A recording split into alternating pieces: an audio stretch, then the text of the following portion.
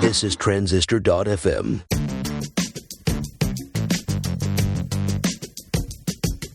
Hey, welcome to Product People. My name is Justin Jackson, and it's time for part 2 of my interview with David Hannemeyer Hansen of 37 Signals.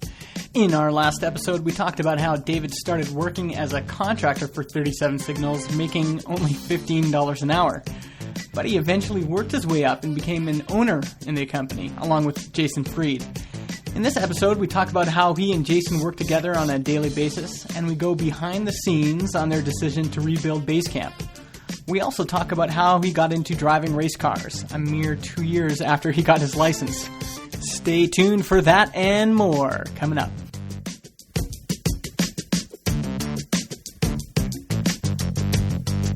Before we get going with the show, let me tell you about a few of my favorite sponsors. Are you creating an application that needs a chart or dashboard? Fusion Charts is a JavaScript charting solution trusted by over 450,000 developers around the world. They have tons of interactive and animated charts with advanced features like tooltips, drill downs, chart export, and zoom. Their charts also work across PCs, Macs, iPads, iPhones, and Android devices. You can download a free trial at fusioncharts.com. And Sprintly is perfect software for teams of 3 or more people. It's the easiest way for managers and developers to track the software development process. You and your team can try Sprintly for free. Go to www.sprint.ly. Once you sign up for a billing plan, use my coupon code ProductPeopleTV2013 to get 10% off.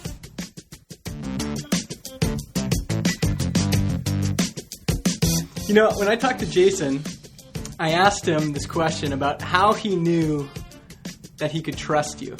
And so I'm going to ask you the same thing, because you're a fairly, like, if anyone meets you and just even hearing about your past and starting all this, you know, these magazines and stuff, you're a fairly independent person.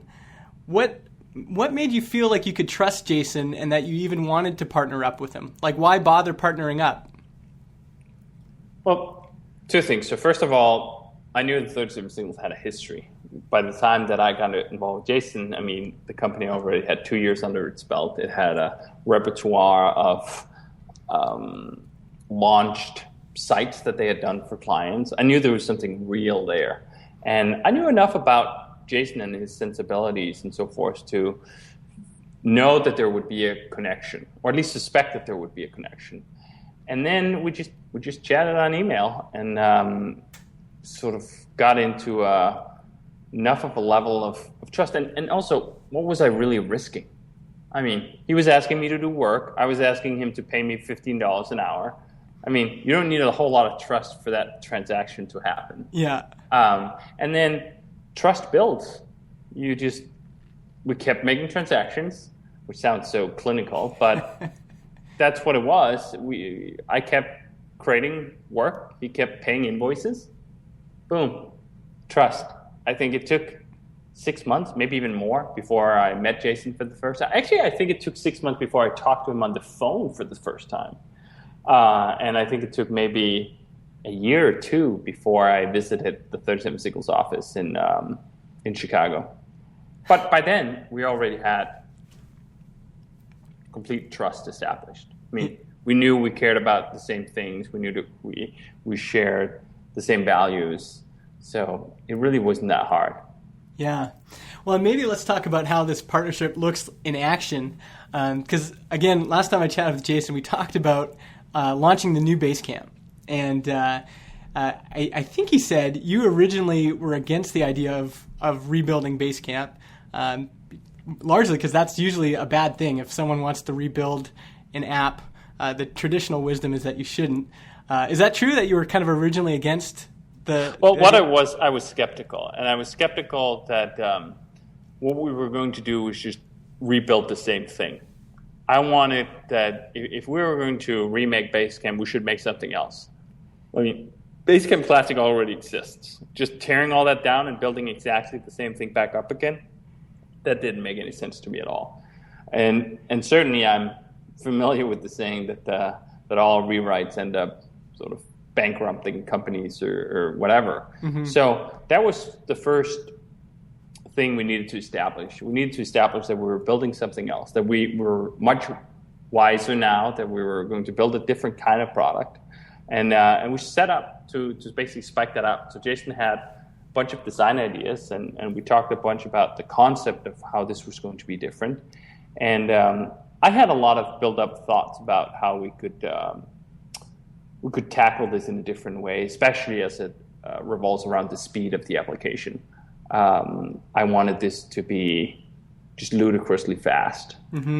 And sort of this symbiosis there informed a lot of things back and forth. Jason wanted a much cleaner, simpler design, which played in incredibly well with the thoughts and ideas that I had about sharing caches and other approaches to making this thing really fast. But it also goes just, that is at the core of our working relationship, I think. I am generally the more cautious, the more, which sounds funny, but in many ways the more conservative when it comes to the business aspect of things. Yeah. And Jason is the more sort of optimistic, bullish, let's tear stuff down and build something new. Let's push the envelope on a lot of these things. And I think or I'd like to think at least, that the magic happens sort of in the middle. That by us pulling in each opposite direction, we end up with a great middle ground where we're respectful both of the business that we have built, and we're able to innovate and revitalize the business. Yeah. And I think I remember seeing you guys did a commit history video for Basecamp. Yep. And I noticed at the beginning, it was almost all you. You had tons and tons of, you're committing lots of code. Is that usually how new projects start? Is you kind of bang out the initial framework, or and then you get other team members involved, after it's kind of started, or what's the process? Yeah, that's for products, at least for the bulk of the major products that we've done, that has been the pattern. Not so much just because it's me banging it out, but I think the magic of most new products are that you're still exploring an unknown domain, and while you're still exploring an unknown domain, it's not really helpful to have 10 cooks in the kitchen. You need just one person or very few people just figuring out, how should this feel? How should this be? What should the architecture of this be? And I fucking hate the word architect, right? I hate the idea that somebody should just sit down and imagine how things should be, and then they prescribe this in some sort of spec, and then the minions go off and implement that, right? Yeah. I can't stand that notion. So the only way that I can impose a sense of architecture is actually to build it, and to build it myself. So that's what I did with BCX. I built the initial spike of it. Certainly didn't have all the features and everything that we wanted, but it had the sort of framework of work. But it wasn't just a framework, because that doesn't work either. I mean, that's the same as architecting. Just sit down and make something reusable that somebody else is then going to go ahead and reuse. It's going to be crap. The only way to arrive at good architectural underpinnings is actual to build real stuff. So that's what I did with BCX. I think for the first 3 months of that project, I was working on it alone. Then we involved Sam to work on the JavaScript for the visual presentation. We have this sort of stacker, is what it's called, which is this layered UI approach. And he did a great job on that. And then I think we were maybe 4 or more months into it, and then we slowly ramped up. And then I think the whole project took maybe 9 months. And then by the end of the 9 months, we had the entire company banging away at it, because now it was clear which direction it was going to go. I was comfortable with the domain. I had an architecture in place for making this thing screaming fast that others could just dive in and work with. And then we could just involve everybody, and it was very easy to parallelize. But things are not easy to parallelize when you don't know what you want or how you're going to do it. In fact, that often ends up just being more work and worse work when you have everybody just running around not knowing what to do and where to go. Yeah. And I love that picture of you guys all working at that big long table at 37 Signals. It looked like in the final days there's a bunch of people on site just all hammering away on Basecamp. Yeah, we did. We very rarely do this, but also we very rarely launch new major projects or products at the size of Basecamp. But we had this crunch. I think it was maybe a crunch week where we got everybody in, and just as much to celebrate the launch as it was to finish it up. But that was a good time. Yeah. But that was really just, that was dotting the I's. The bulk of the work is done as a remote team, remotely. Yeah. And what are you working on right now? You've just finished off the book. What are you kind of working on now? We have a new product idea in mind that I'm basically doing the same thing I was doing for BCX, just on this new product idea. Just me as a programmer, and then one designer has been helping out, just spiking things out, giving a feel for the domain. Not sure yet whether we're going to build it or not, but I'm just trying to figure out how this should work and how it could be great. And then if we decide to build it, we'll involve more people. And if we don't decide to build it, then I've spent a couple of weeks or a couple of months doing what I like to do anyway, which is to program. Yeah. So we win either way, given the position we're currently in, where the bills are being covered by existing products. And is that what you really like doing? Is kind of building brand new stuff? Not necessarily. It's not just about greenfield for me. I get a lot of pleasure out of making things and building things to last and improving them. Heck, I'm still working on Ruby on Rails a decade after I made the first changes, and that's very satisfying to me as well. I was still working on Basecamp Classic up until we got started on BCX. I've still worked on a bunch of new features for the new version of Basecamp since we launched it. So it's not just that greenfield development is fun, although it is fun. But to me, it's just programming is fun. Mm-hmm. Sure, it can suck, but that's usually for all sorts of other reasons, like your organization is kind of crappy, or you painted yourself into a corner technically, or something else like that. Most of the time, most of the programming that I do, I really enjoy. Yeah. So, and then I just try to bring as much value as I can to what we're doing at 37 Signals. And sometimes that's just hammering out a new feature. Sometimes that's creating a spike of a feature we have in mind, and then somebody else finishes it. And then sometimes it's starting a new product. It's whatever needs to get done is pretty much what I work on. Yeah. And maybe let's end on this. Let's talk about racing a little bit, car racing. How did you get into that? And maybe just talk about is there any lessons you've learned in racing that have applied to you building products? Sure. So I got into racing initially in 2007. Well, racing is a big word. I got into driving a race car on a track in 2007. Yeah. I just gotten my driver's license 2 years earlier. I kind of got my driver's license pretty late. Living in Copenhagen, you don't really need a car, and even if you do need a car, they're hideously expensive, and hence I was being paid $15 an hour and plowing that into Apple equipment. It wasn't like there was disposable income available to buying a very expensive car as any car is in Copenhagen. Yeah. So anyway, I got my driver's license just because I wanted to use it actually abroad. Like I wanted to travel, and you can travel to a lot of places where getting around by car is the only option. So anyway, I got my driver's license just like shortly before moving to the U.S. And then a friend of mine, somebody I met here in Chicago, took me to the local track that's about an hour away from Chicago, and put me in a race car. And of course, as most people, or at least as a lot of people who get into a race car find out, it's actually dangerous amounts of fun.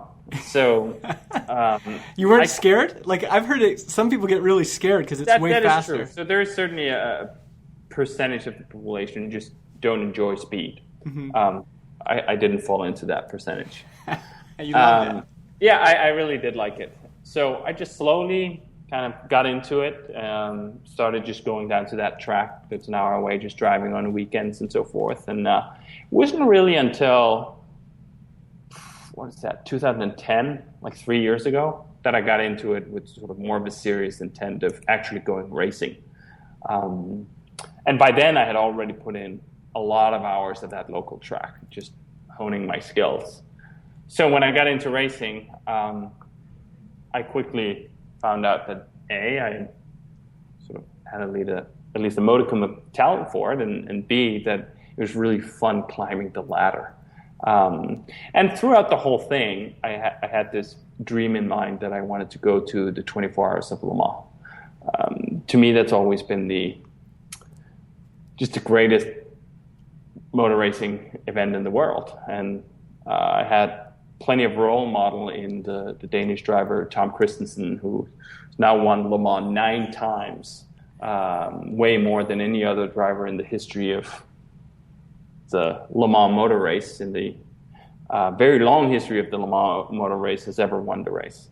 So that provided the motivation to have that as an end goal. So by the time I got serious about racing, I just basically plotted out a path. How do I get from where I am now to being at the grid at Le Mans?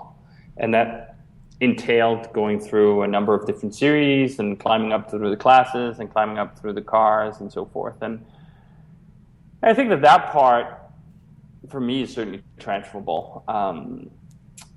I set out sort of, once I got into something, for example, with rails, once I knew that there was something there, once I knew that I was having so much more fun making web applications with Ruby on Rails than I ever had with PHP or Java or any of the other tools that I've been making, I kind of set out that like other people should be part of that. They should share that. So I took that seriously. I took it seriously that I wanted to basically spread the wealth of what is the wonders of the Ruby programming language to as many people as I possibly could. And I think that's very similar to sort of climbing that ladder system. It's like first it's just get a few early adopters and you get other people involved and interested in helping building the framework and so forth. And then you roll it one step at a time from there. You get to 1.0 and you do a good marketing site for it and you do some promotion with videos and so forth. And that's all part of sort of that ladder. And as it goes to business, it's kind of the same thing, that once we knew we had something with Basecamp,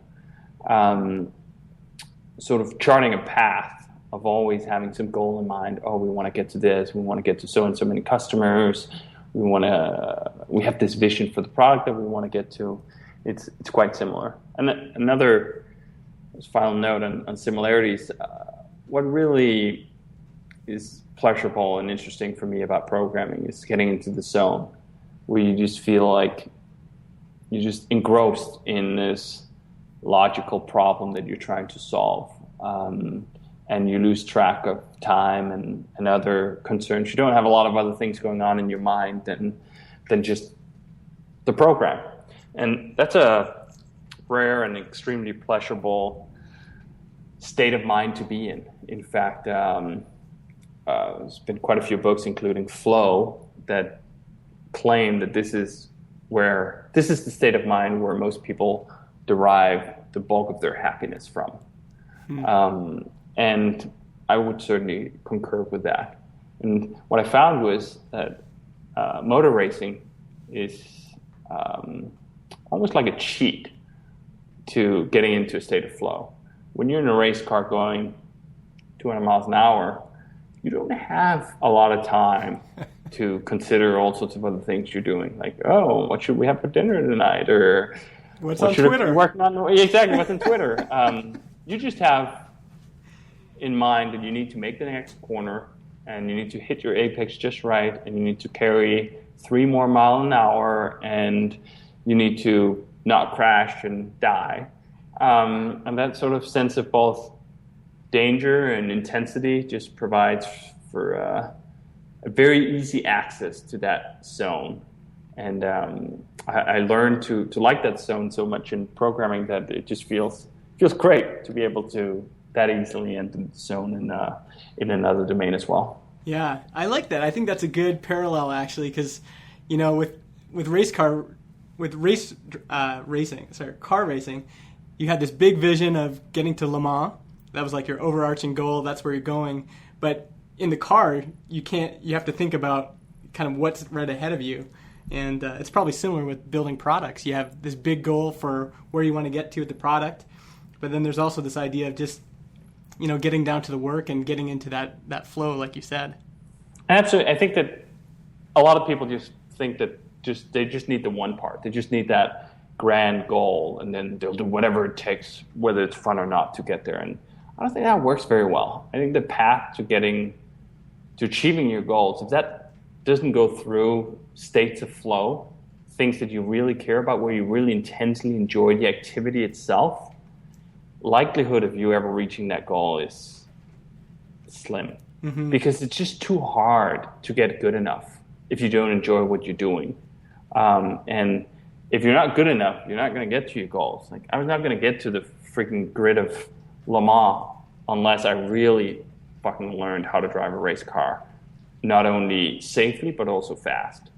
And I was not going to have Ruby on Rails sort of influence and be a part of a lot of programmers' lives unless I really know or learn both Ruby and programming and how to put it all together and so forth. And I was not going to get to that point if I didn't enjoy it. I mean, you can only do things in pursuit of a goal for so long if you don't enjoy the activity itself. Yeah, exactly. Well said. That's a good way to end the show. David, thanks so much for taking the time to chat. Sure, my pleasure. You can find David on Twitter at DHH, and be sure to check out his book that's coming out fall 2013. I think it just went to the publisher, didn't it? In 2 days, it's going to the publisher. So October 29th is actually the precise release date. October 29th, it's out. 37signals.com/remote. Thanks again, David. Thank you.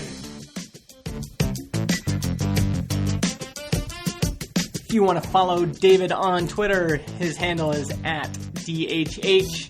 You can follow me on Twitter as well. I'm at MIJustin, or follow the show at Product People TV.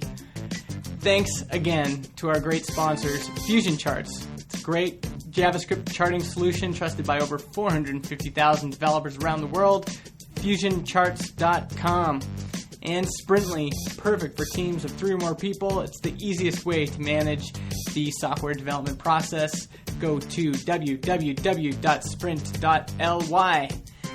And let me share with you something that one of our listeners is working on. Follow at Topside Concepts on Twitter.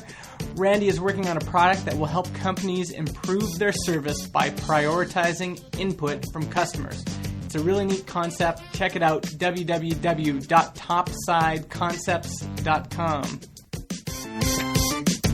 Hey, if you like the show, I'd really appreciate it if you went into iTunes and gave us a review. It's as easy as searching for Product People and giving us 5 stars. That really helps the show get noticed. That's it for this week. I'll see you next week. Thanks.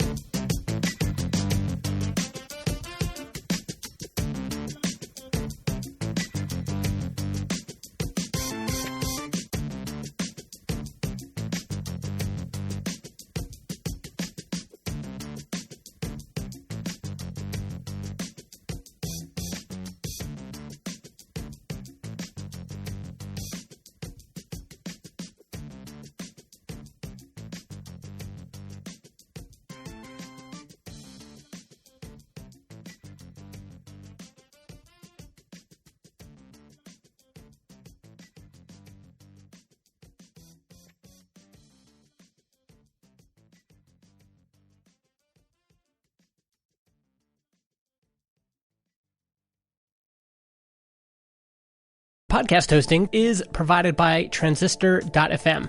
They host our MP3 files, generate our RSS feed, provide us with analytics, and help us distribute the show to Spotify, Apple Podcasts, and more. If you want to start your own podcast or you want to switch to Transistor, go to transistor.fm/Justin and get 15% off your first year.